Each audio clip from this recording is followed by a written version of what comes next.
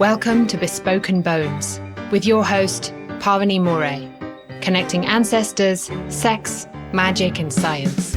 Pavini explores transpersonal tools for erotic wellness every new and full moon, engaging educators, healers, spiritual leaders, and scientists in revolutionary dialogue. Get ready to feel good and go deep. This is Bespoken Bones.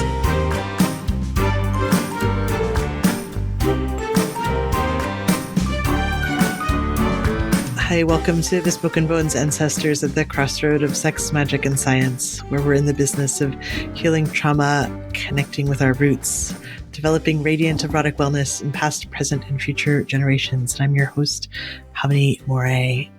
And today I have the great honor of spending time with Brontë Velez. Brontë, they, them pronouns, is guided by the call that Black wellness is the antithesis of state violence. Mark Anthony Johnson.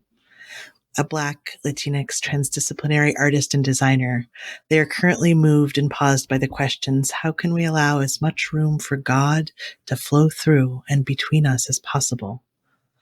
What affirms the God of and between us? What is in the way? How can we decompose what interrupts our proximity to divinity?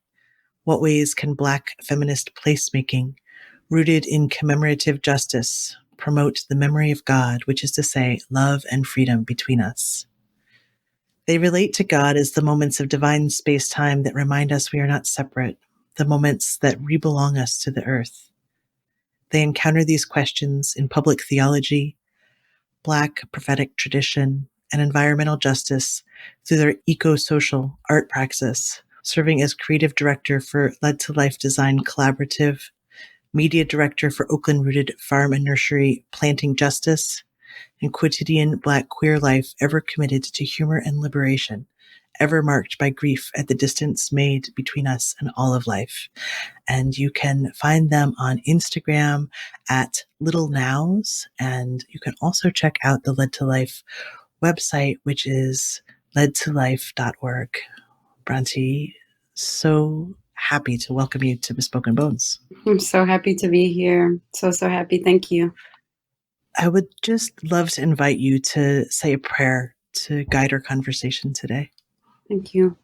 I want to offer the prayer that opens our Led to Life practice whenever we meet, and would love to just share that opening prayer we gather in together. Thank you, Great Spirit, for the soil, the mountains, the trees, the water, the air. May we honor these elements as the ingredients of our alchemy. May we be in right relationship to these gifts. May we celebrate your abundance, never take more than we need, and give ourselves back to you as a gift. We honor the ancestors of this land and the original peoples, the Ohlone people where I am, and we ask for your permission in the lands before all else to carry out our work in peace, for peace. May humility step first so as to let grace walk us down the path. May we decompose violence in ourselves before we ask it of the world. May we learn from the mushrooms what it means to carry death into new life. May we remember freedom is a practice, not a destination, one that we must practice every day. May we always be imaginative in the face of violence. May we be willing to reimagine what it means to be secure. May we liberate the sacred trapped inside of all weapons, remembering that the gun has a source. May we too surrender to source. May we be diligent and discerning in our work, unending until our lands, communities, and minds are liberated from the talons of greed, hatred, and delusion. And still, may we decolonize our sense of urgency, of productivity, of right and wrong, and call in the muse that knows this will take time, that knows we cannot solve a problem with the same mind that made it, that knows beauty is not an arrival but the way. Listening to our dreams, we remember another way is always possible. Ashe. Ashe. Thank you. On Bespoken Bones, we're often talking about like just different ways that folks connect with ancestors. And I had the privilege of seeing the movie Harriet this week. And for those who haven't had that opportunity, it's a film about Harriet Tubman. And I don't know if you've had a chance to see it yet, but I haven't got to see it really yet. powerful. Yeah, it was just so powerful. And in that, much of what you said in your prayer really spoke to what I saw in that film. And I know that you have a special relationship with Harriet Tubman. And I'd love to see if there's anything that you want to start with to share about her. Oh my gosh. Always the beginning. Yes. So I just remember being very struck by one of my, I have a little pinned tweet on my Twitter that is about interrogating the historiography of Harriet Tubman's illiteracy and questioning, there's just always this kind of refrain that Harriet Tubman somehow did all of this freedom work and was illiterate. And to just challenge that by thinking about the depth of literacy, of ecological literacy, and spiritual literacy that she held and lived and moved by and supported other people's freedom through her skill and practice. Thinking about her being literate in the stars, being literate in soil, being literate in dream work, being literate in communication with God.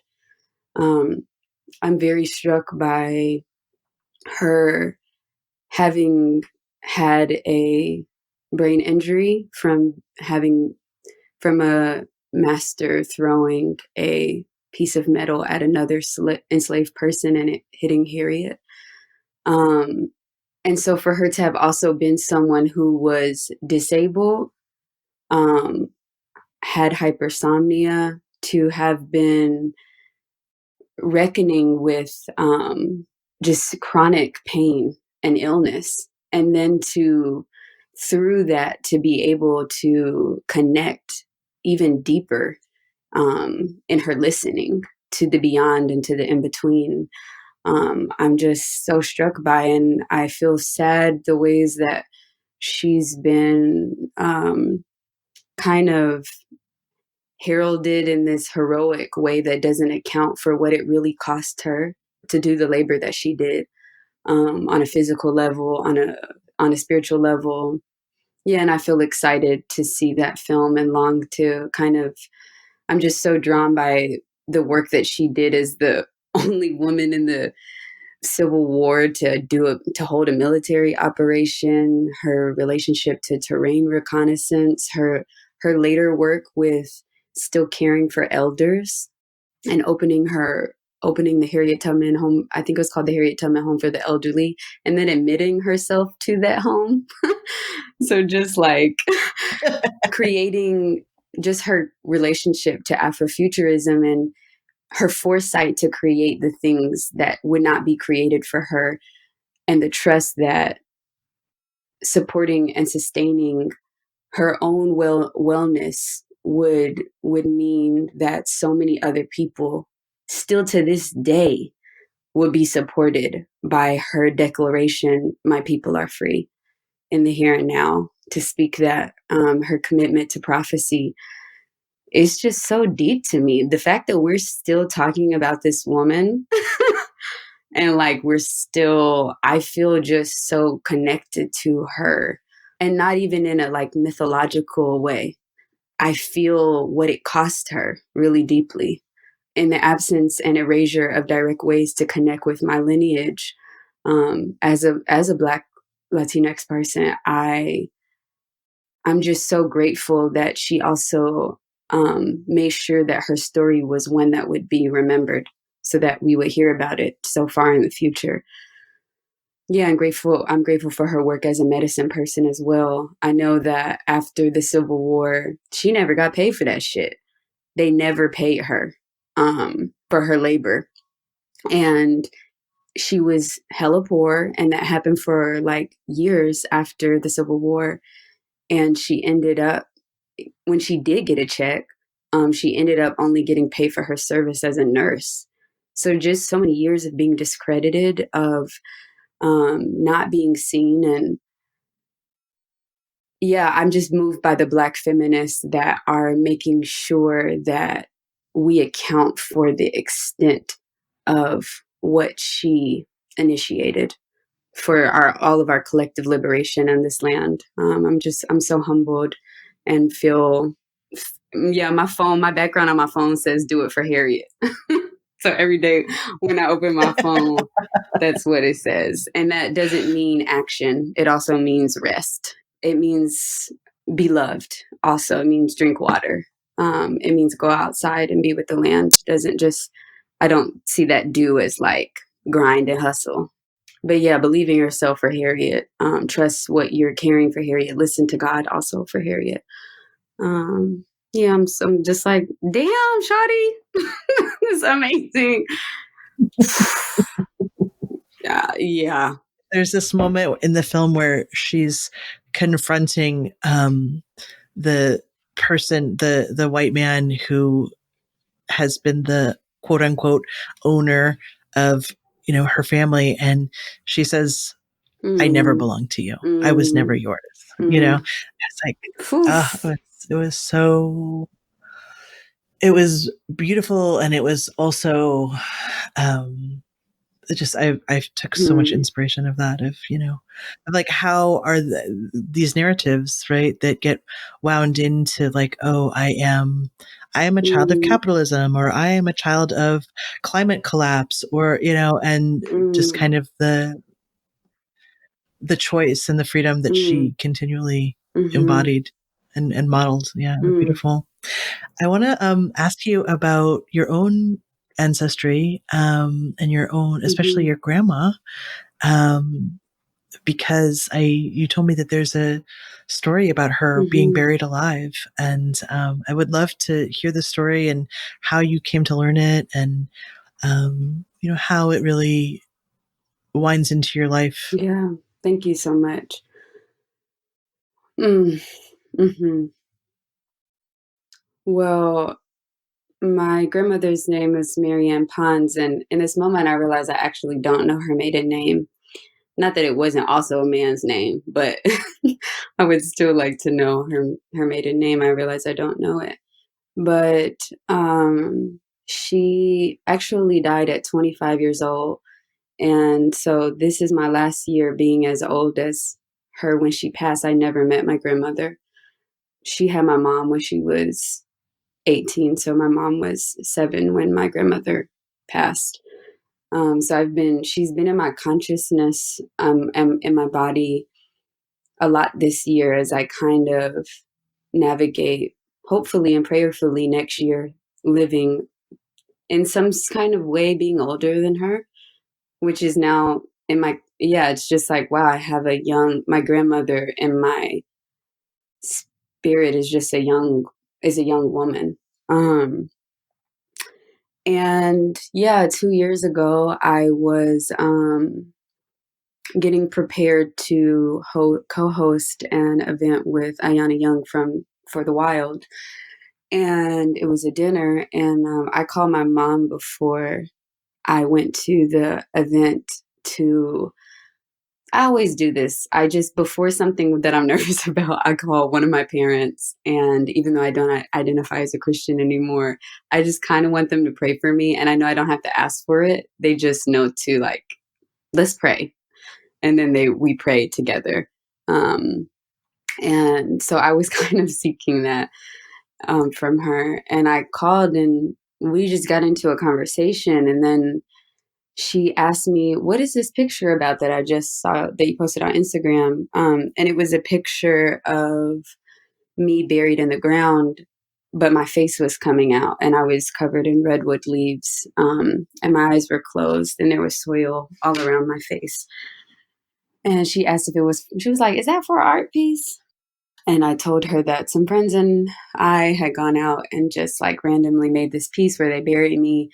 And then I was just, once my partner started playing the cello, I would just start emerging out of the ground. I'm a dancer, and I would just start moving, and we would just move with the spirit. And another friend was there, a videographer. Another friend was smudging, so there was smoke in the video the entire time. And I told her that when I first opened my eyes through the dirt, I couldn't, the dirt wasn't getting into my eyes and stinging me. It just was like I had a dirt filter over my eyes, and I could see the canopy through that moment. And it was such a strange moment. I had never seen through dirt. And after, I'm like, y'all, have you ever looked at the canopy of trees through dirt? And they're like, no, I think you're the only person who's had that experience. And so I'm telling my mom, I'm laughing about how funny this is. And she goes, actually, your grandmother did have that experience. And the conversation just completely shifted. And my mom told me this story that she had never told me, that my grandmother, in the early 70s in Kansas, was raped and buried alive by a serial rapist, and in a cemetery. And that she literally got her body out of the ground.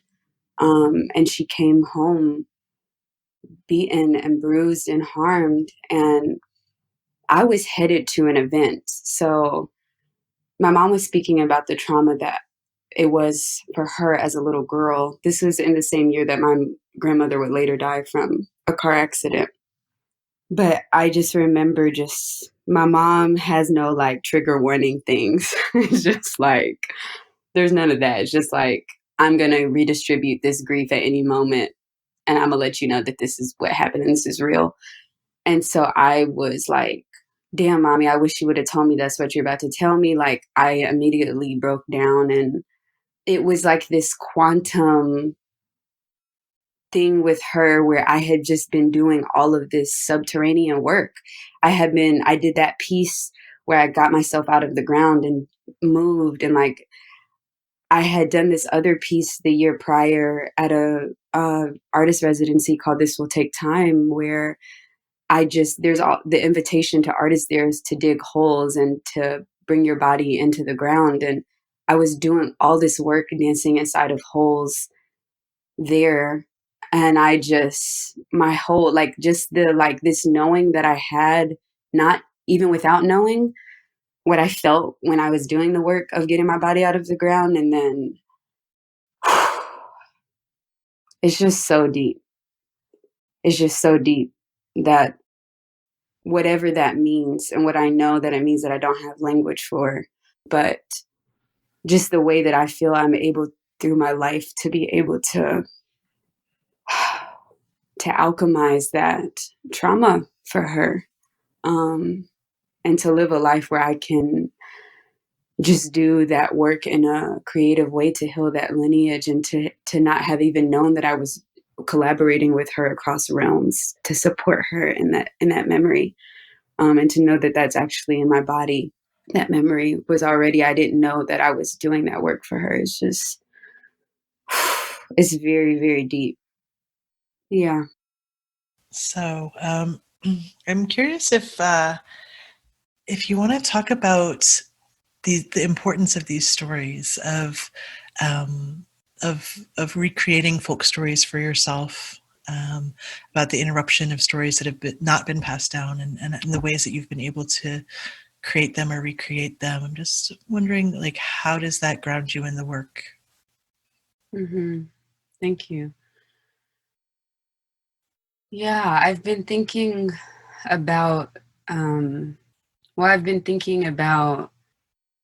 the capitalization of storytelling in like recently in just relationship to entertainment, and the way that story like is supposed to be, it feels like it's supposed to be kinetic, and it's supposed to be utilize as parable, as community making, as rite of passage, all of these things. So I've been kind of saddened at the like static forms I've been seeing in stories right now, that just don't quite get it. I just saw Frozen 2 with my partner. I loved it. It was so funny. And it was almost, actually, even though it was Disney, like it was almost really getting at something very deep about it was getting at something very deep around indigeneity and whiteness, and I mean, not explicitly, but yeah, war, and like the ways that we have work still to reconcile from our ancestors. Um, oh, I might spoil the movie, but anyways, in the end, I'm not gonna spoil it.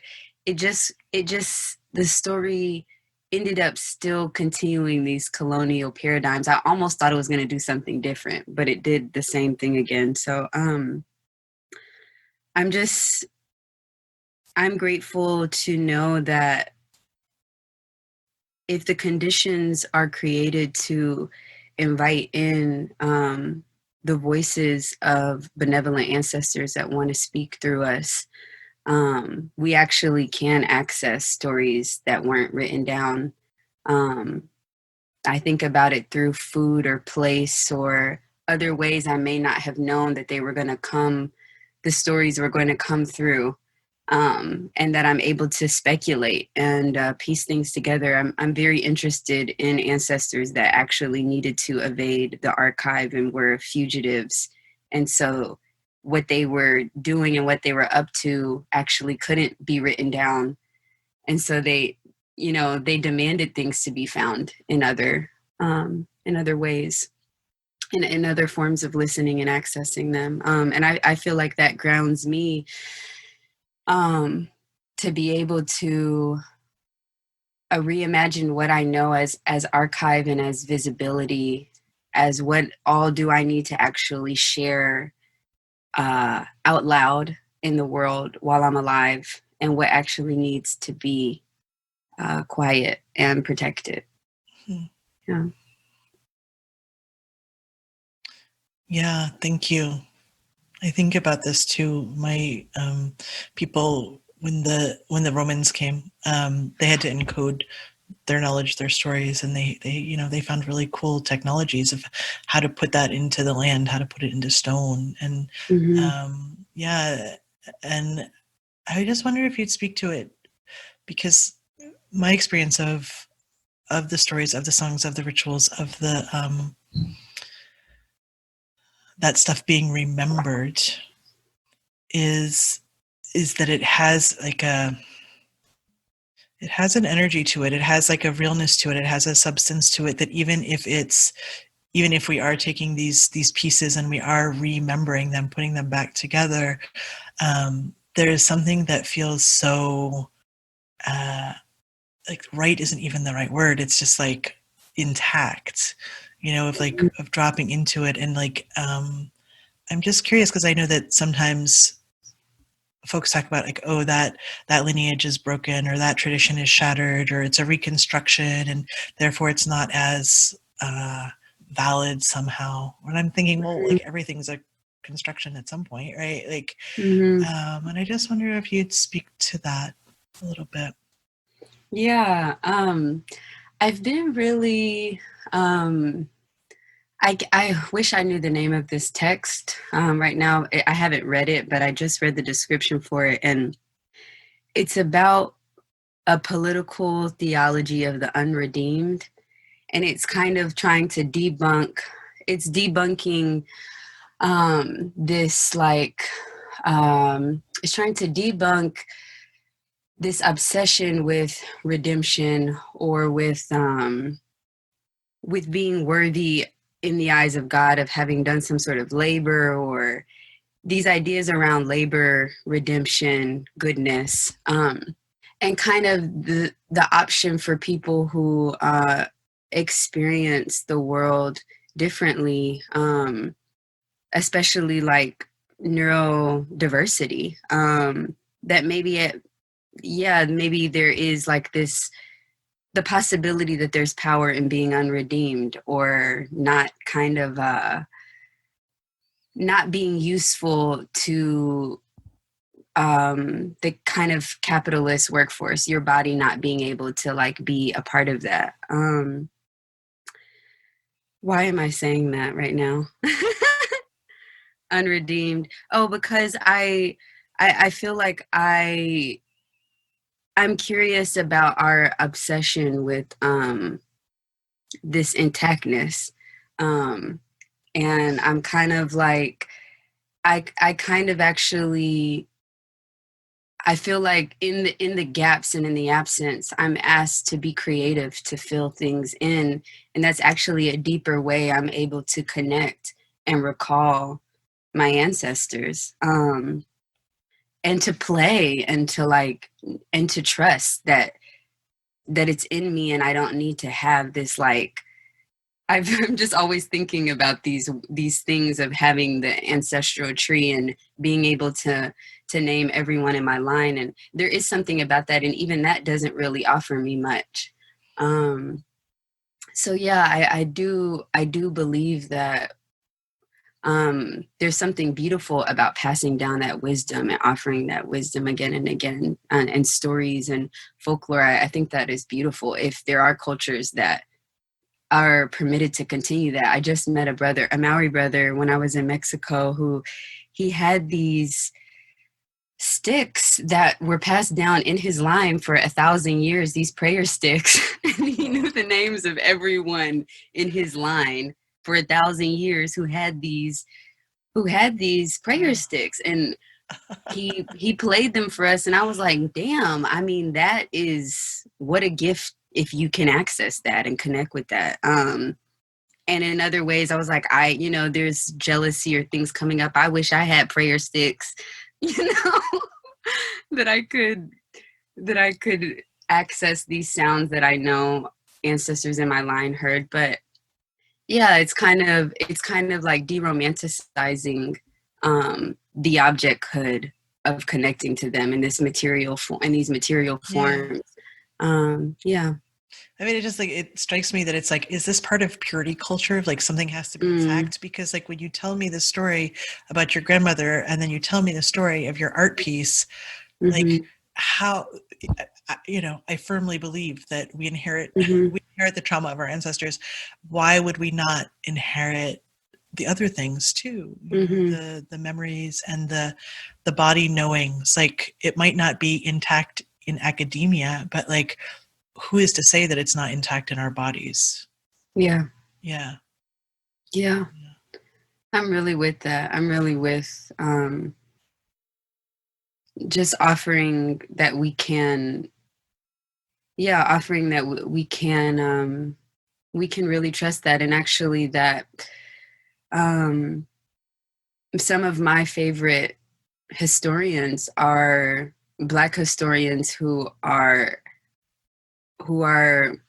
exploring the speculative and thinking about elements of the archive that maybe couldn't be that normal meaning like white supremacist historiography, right. Colonial historiography wouldn't look to, the places that wouldn't be looked to. A former professor, Greg Childs, he is a historian that writes about how he was looking at this 18th century rebellion that happened in Brazil, and he was trying to trace these actors and these specific moments that would illuminate like how they plotted this rebellion. And he was trying to like, think of all of these encoded ways, alternative parts of the archive, how people would have been evading it. And he started to say that, oh my God, I feel like a slave catcher right now. I'm actually doing a disservice to this. This would be really good for like my book to find these elements. But there was an intentional reason that these folks actually were not trying to be found. And they were keeping their work underground and not in the unseen. So That's also helpful for me to think about why do we need to have these tethers to certain things. And another thing I just want to share that feels really significant, and I haven't investigated more, but I'm closing a job with a farm and nursery planting justice in Oakland. And one of my coworkers, half of our staff is formerly incarcerated folks.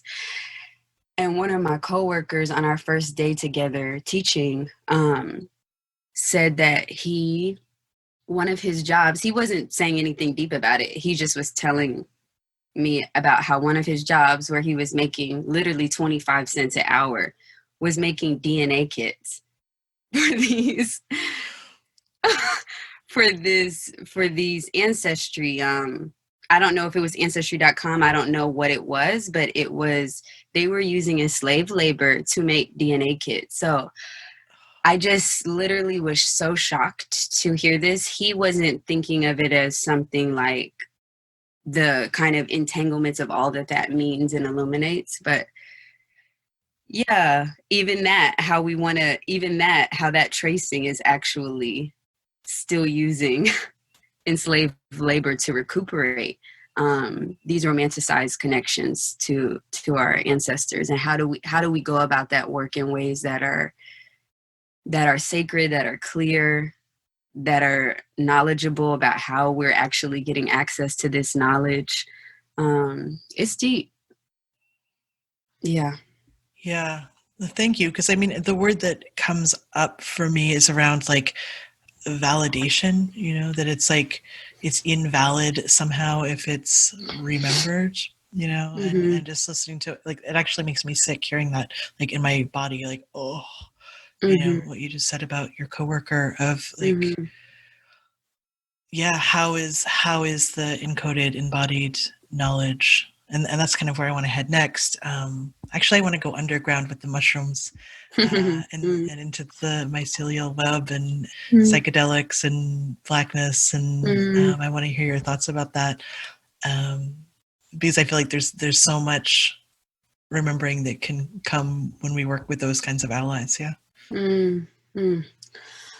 Whew, absolutely.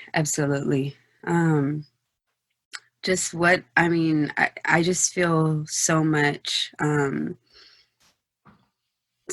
benevolence from mushrooms. And how I feel like that fungal ally allows me to bridge into the spirit realm and to connect to. I can notice right now that I just want to notice in my body that I feel I've never got to speak about my relationship to that medicine. And so I'm noticing, like, oh my God, is this bad? No, it's not. I'm just having a little, but I'm just so grateful that medicine has both allowed because it takes you into such a deep space time. You're able to heal things, I feel like, ancestrally, that I got to heal, that I've been able to work through and heal for my line and alchemize things that I don't actually know in relationship, especially to the Black experience, or like folks most impacted by systems of oppression, where your time is taken away from you to heal in so many different ways. And the way that medicine has offered me access to time that's actually not available to me. And my life is becoming more and more porous, where I do have time to do healing work. But just so grateful for what that can offer. So grateful for the medicine as a practice in fugitivity. I feel like the way that you can be present and in the earth and then brought into spirit and access to spirit and access to a kind of care that feels like it shouldn't even be available to me right now with all that is going on. I feel like I just want to be angry. I feel like I should just be angry and impatient and short of breath and tired. those things all make sense as like symptomatic responses to this, like, yeah, these environments impacted by trauma and stress. And yeah, just like what that medicine has offered me to rest and believe in something that's much longer, and to also offer me a compassion I never thought was possible. I feel like I should literally hate. There's so much, I feel like, access, possibility, just right on just ready to feel hatred. And how those beings have brought me into just deep love and compassion. I'm so grateful. And they feel Black in the way that they kind of take us into the underworld and into the shadows, and place light there. So, and mushrooms have really informed our work, and not like we're taking mushrooms and then building out our ceremonies, but just the concept of the decomposition that they offer. It's been really informative to our work in transforming guns into the otherwise. I do feel like actually that medicine is what is moving me in ways I don't know. I feel like they're kind of just the ones that are moving us and working through us. Yeah. Yeah, I just had a chance to see the Fantastic Fungi film. I don't know if you've seen it yet. If you haven't, I highly recommend it. It's, but I had never heard of the stoned ape theory of human evolution. Like why did our brains evolve so quickly in so short a time span? And like basically the stoned ape theory is because we were eating mushrooms, right? Wow. Yeah. That makes a lot of sense. Totally. Oh my gosh. Wow.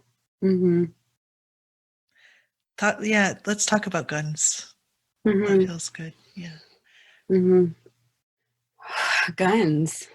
I mean, when you just said it, I can't think of the etymology right now, but the word weapon has the same etymology as penis.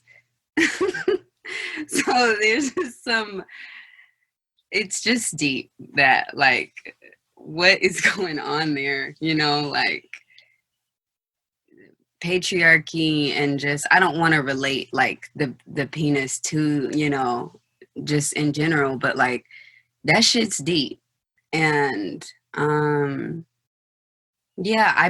picked up a weird book in a beautiful bookstore on, like, it was an old book on like the history of projectile fire, and just that we're the only beings that throw fire at long distances. Rockets,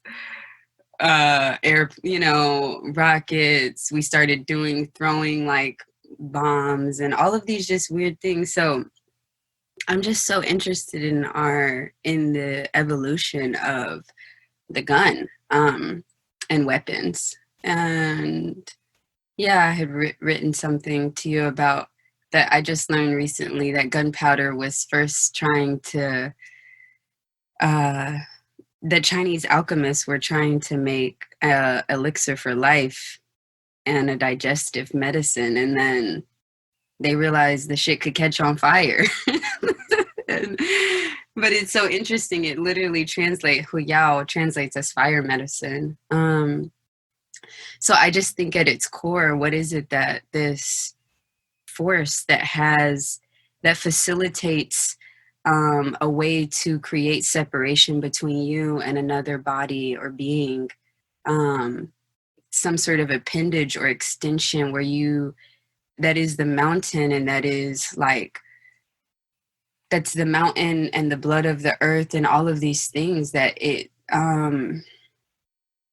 that was supposed to be used to continue life, has over so much time, created so much violence. And would you just speak to a little bit about what Led to Life does? Yes. Yeah. So we We hold ceremony to transform guns into shovels, into recently stars. There's other visions like molten or metal stars, and into sculptures, into other work that bring together specifically Black families who've been impacted by police brutality and intercommunal gun violence. We're very committed to the belief that intercommunal gun violence is a reflection still of state violence that's impacting Black communities and families. And so we hold these live ceremonies and weave in the community into Black prophetic traditions where the container is set of to speak as though we are well, as though we are healed, as though we have the resources that we need, and to embody that. And what emerges when mothers who have lost their sons, or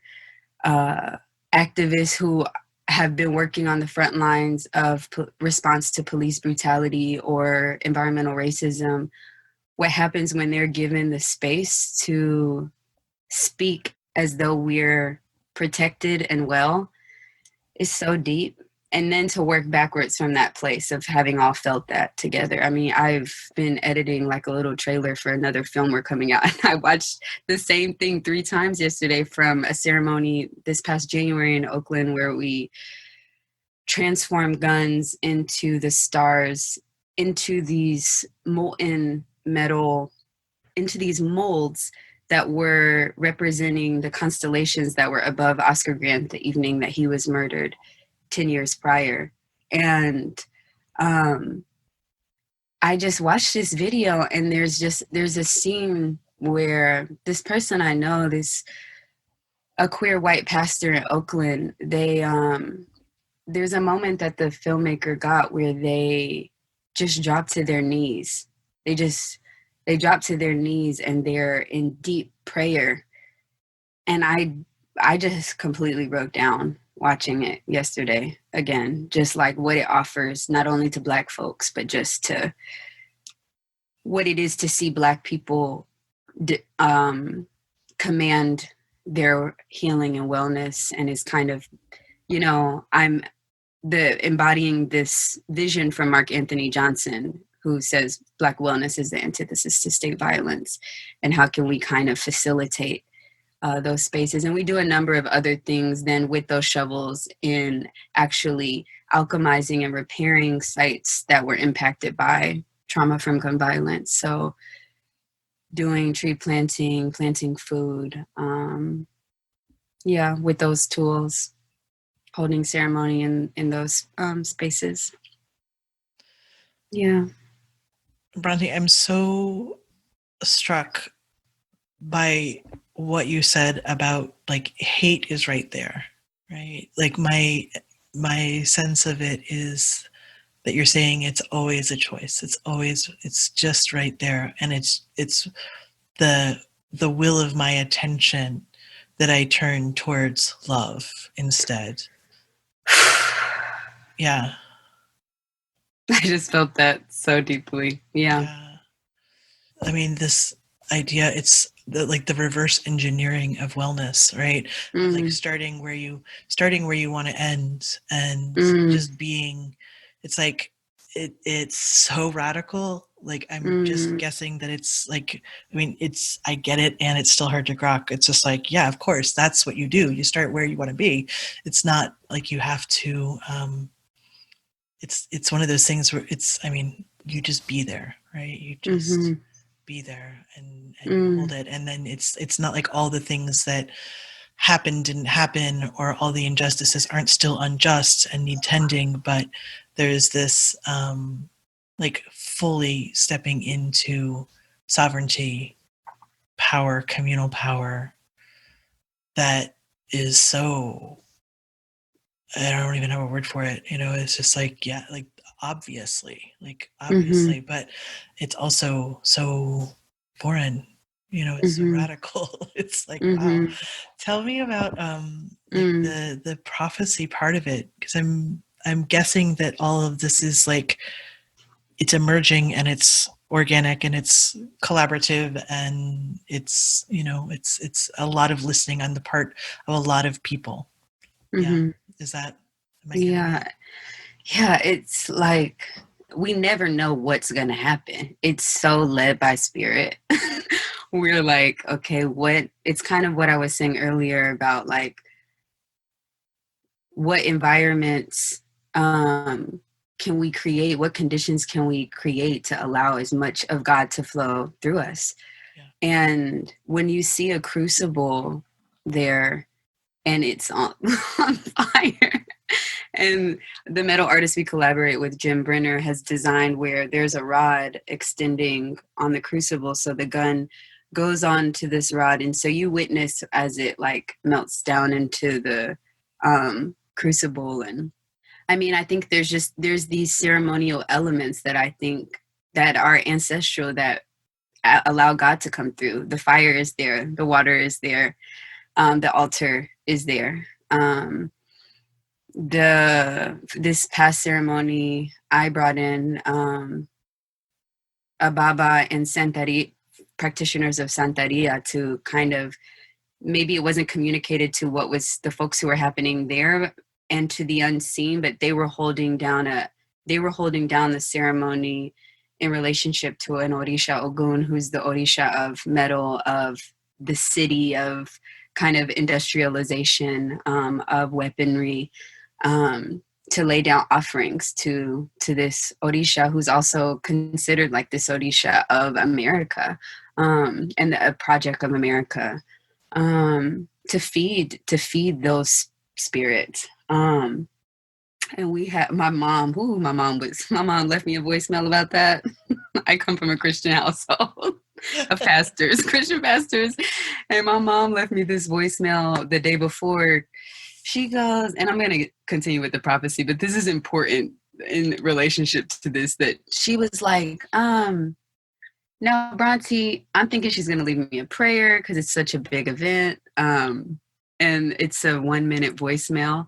And it's like, Brontë, now I saw a man with a skull on a stick on your Instagram story, and your dad is saying it's Santeria.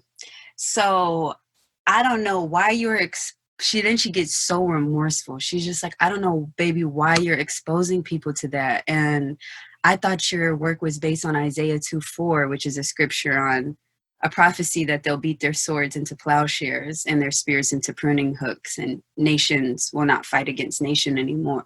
Nations will not continue war any longer. And when I did the work in Atlanta with the King Center last year and the 50th anniversary of Dr. King's assassination, that was kind of the cosmology that we connected to. But in Oakland and Panthertown, I'm like, we got to connect to our African ancestors and roots to help us do this work. And there's, these other things with Christianity and these other traditions. So it's definitely interfaith, and interesting to try and explain to my mom the importance of bringing in those priests and priestesses who these priestesses washed the guns and beat them and spit alcohol over them. They beat them with plants. They blessed them with water. They rebuked the spirits from them before these mothers brought them to the furnace. Music, song. And before we even designed any of this, the team, we go into prophetic visioning. So it's like, we just speak as though it was, and we tell each other the story of what's happened. And we speak from as though we're there, or the moments after we're there. And then that's how we then tease out the design process of like, okay, how do we create that? How do we create what we want people to feel? And I just remember Kat Brooks, who was running for mayor of Oakland and is the co-founder of Anti-Police Terror Project, who we closed out their Reclaim the Radical King March with this ceremony in Oakland this past January. It was her turn to speak, and I remember her being like, well, wait, what am I going to say? This person who's so prolific and like clearly a prophet. And I remember just saying, just to each person, we would just say, just speak as though it is. Speak as though it is, as though what we're seeking is. And she said, she just goes into this oration that was like, yeah, she was like, I was just invited to do something a little different and speak it as though it is. And then just the God just completely was assumed in her body. And she just started, her voice changed, and she just started saying, literally, I had just spoken to her 2 minutes before she went. And now she's saying that, and she's going, I say unto you. And then she would make a declaration. I say unto you, all of our people are housed in our town, Ashe, and the whole all the folks present then were saying Ashe back. And she just kept going in this refrain of I say unto you. And it was just this channel that was so deep. Seeing the mothers break into song, break into declaration, demand redistribution of grief, ask people to, you've seen this work, you've heard our stories, it is your responsibility to support us, to hold these folks accountable, etc. So yeah, I don't know what moves through, but it's something. And I think the prophetic traditions have been co-opted to reproduce capitalism. I mean, corporations use prophecy all of the time. I'm reading a book right now called Queer Times, Black Futures by Cara Killing, that it opens with this way that Shell kind of actually uses prophecy to predict the future of their sustainability models. And they go into this kind of visioning and storytelling to build out their design process. So yeah, the ways that can be co-opted and used for harm, I've never seen anything quite like it. Yeah. Thank you. Mm-hmm. It's a blessing to receive your words. Mm. Yeah. Thank you. I want to ask you, kind of as we come to an end of our time together, I definitely want to talk about Eros and sex and dominatrix energy and how that all weaves together for you here. Ah, yes. Well, I was just listening actually to an interview you did with, I forget the person's name, they're a cultural geographer. Christos Galanis. Yeah. Y'all should listen to that interview. But yeah, I was just thinking, after I listened to that in relationship to ecosexuality, my own relationship to the ways the ecological provokes Eros in me, and how I've actually been in a deep journey to heal, especially like pornographic imagery that like feels so deep in my psyche about what I'm supposed to feel pleasure by. And I'm reading Pleasure Activism, and there's a section where Adrienne gives these different hot and heavy homework, and there's a section about pornography, and the hot and heavy homework is to really investigate what brings you, what turns you on, like where do your fantasies come from? Who is in your fantasies? Do they look like you? Is there unjust power over you happening in those fantasies? Does that also happen in your life? Do you have unjust power over others in your fantasies? Does this happen in your life? And then kind of tune in to other ways to locate what can turn you on. And I remember last year, I was a part of a nature connection and ancestral art skills school called Weaving Earth, and we went out for a one-day walk to greet this land that we were going to be in a 10-day practice at. And I remember going out with the intention to be turned on by the land. And I remember being like, this is what I want to heal, and this is what I want. And I wanted to touch myself and look at these jagged rocks and this just like this serpentine everywhere, and this just like the sun, and just be moved by the land and be in relationship to giving my life force also to the land. And that was just so deep. And since, like, I remember this moment of getting to see 2 years ago with a couple of friends, to see rattlesnakes making love, and not rattlesnakes. I wish that would be amazing. They were king snakes. These black and white snakes that looked like, when they were wound together, it literally looked like they were, because of the black and white, it looked like you couldn't tell who was who, and they were deeply folding into one another and didn't give a fuck about us being around. And we're dancing, their heads were dancing around one another. And I remember us all just, our breath stopping. And I could feel, I was like, is anybody else turned on by this? This is so crazy.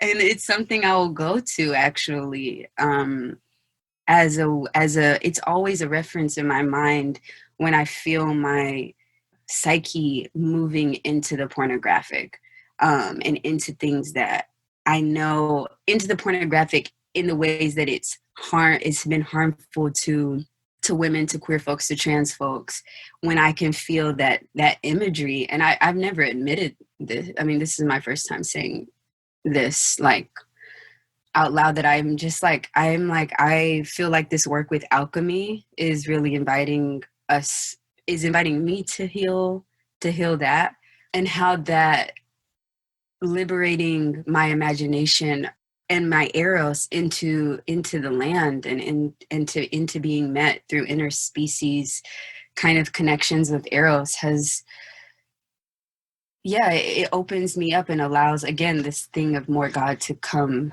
through. And this work with feeling drawn into how much there is to learn around dominatrixhood has also been just so powerful, in terms of being in a body that has, for so long, I've just submitted.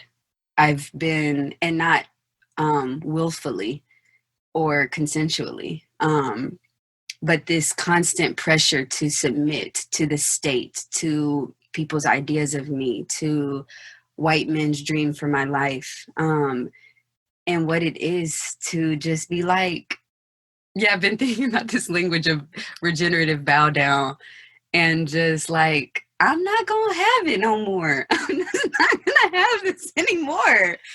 You need to sit down. You need to sit down and to find actually a lot of pleasure in this. And in, like, I felt so nervous about starting to speak these ideas, and not feeling like the erotic life of me, which is so a part of the work that I'm doing, is so a part of the ability to, like, eros feels like so much a part of alchemy.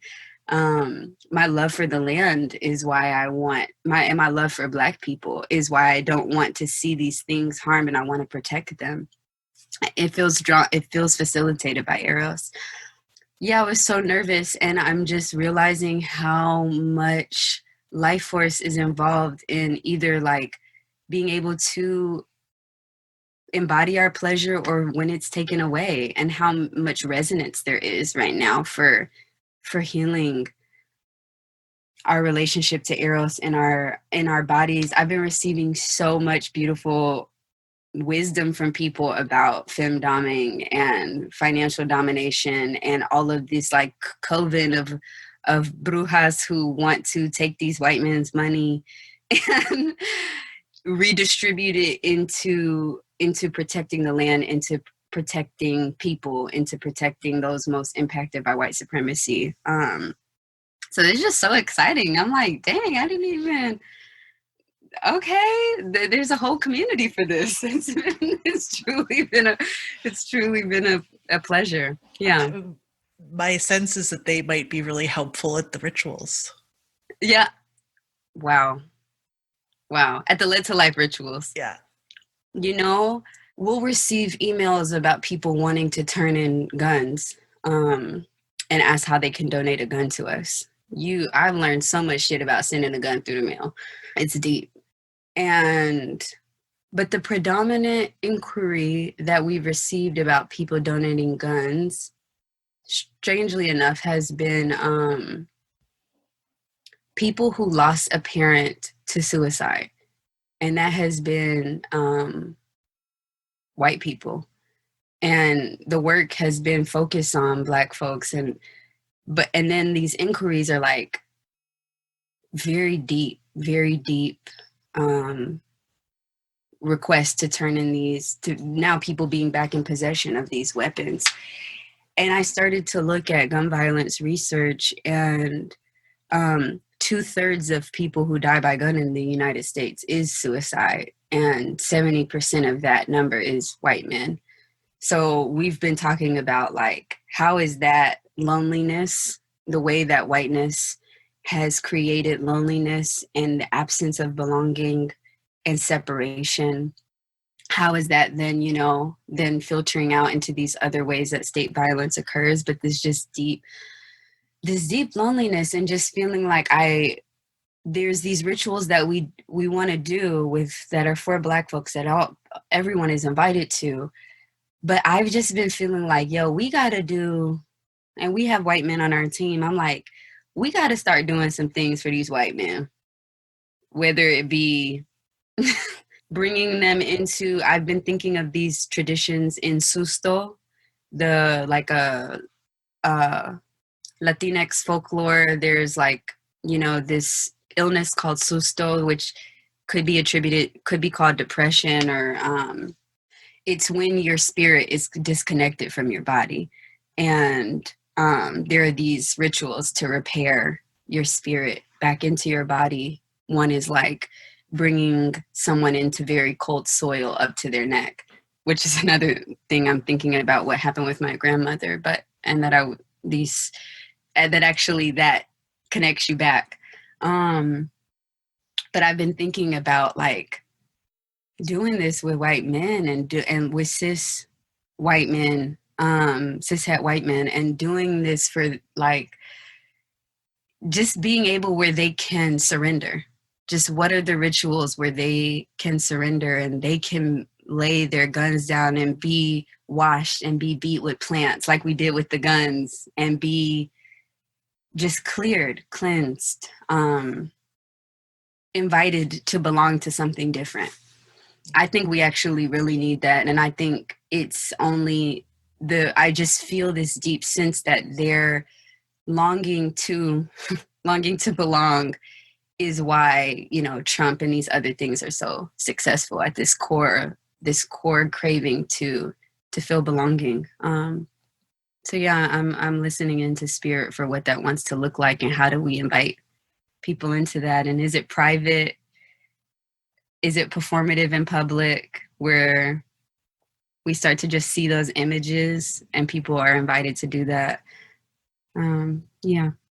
So myriad of uses for the erotic, right? Of like, how can we bring the erotic in as a healing technology? How can we use eros, not use it, but like, how can we move with it in a way that it unlocks and unfrees up and creates surrender, creates softness, because that thing you said about that the gun is a way to create otherness, right? It's a distance between me and you, I and thou. And it's just, that's my sense of what's up here, of like that, right? That that distance is, it's often small and it's often vast. And how do we get good at the fluency of stretching, like you're talking about, like the mushrooms doing the stretching of the time, right? Like I think it's that there's like that also, that thing that you're talking about right now is the same of like, how do we stretch that space, how do we collapse that space? Yeah, that's good. Just really so grateful for this conversation with you and for your work, and Yeah, just I'm gonna just let folks know how they can connect with you. Do you want to say that? Yeah, you can visit us at www.ledtolife.org. You can follow us on Instagram at led to life, LEAD, the number 2, life, LIFE. And you can follow me on Instagram at little nows, little NOWS. Yeah. Yeah, and I just want to just check in and see if your people, if there's anything else that they want you to share before we finish up. Well, the other night I had a dream. This is what's coming. I had a dream where this man was so buoyantly flying into the air. I mean, he just like jumped and then he was suspended in the air and he was praying in the 4 directions. And no one was reacting. And I was like, what the hell? And they were just like, yeah, you didn't know? You could do this. You just have to feel. It was just such a simple dream. They were like, you just have to feel it. Just do it. Feel it. And I just bent my knees and like just imagine myself being able to go up. And it was like on Willy Wonka when, they're like going in the bubble machine or whatever. And I just literally just flew right up into the air. And I don't know why that is coming, but just this invitation at this time, I think, where it feels like so much is weighing us down, that buoyancy is still available to us. That play is still available. Dancing, laughter, to be humored by all of this bullshit is possible. Yeah, Eros is still possible. Pleasure is still possible. I'm not going to try the thing with bending my knees down and jumping up. Don't try that. Don't try Kids, that. Don't try that at home. Yeah. Awesome. Thank you. Thank you so much. It's just such a pleasure. You. It's a real deep pleasure. I feel it everywhere to have this conversation with you. Yeah. Thank you. Thanks for listening to this episode of Bespoken Bones. If you felt inspired by what you heard, do check out my latest project, which is Wellcelium, which is an online school for transformative sex, intimacy, and relationship skills, and it's launching soon. And you can find us at Wellcelium on Instagram or at wellcelium.org. That's WELLCELIUM. I'm Pavini Moray, and I'll be back every full and new moon with more embodied goodness and ancestral wisdom.